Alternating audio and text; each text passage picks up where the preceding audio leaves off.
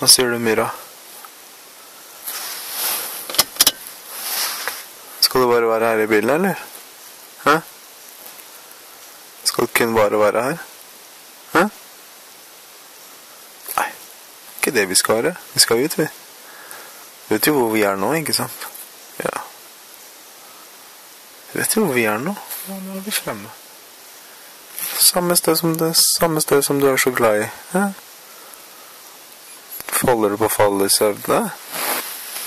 Nei.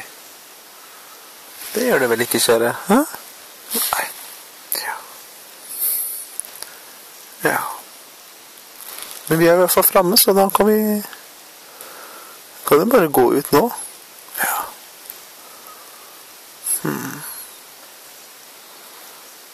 Du blir litt sånn søvnig, det, tror jeg.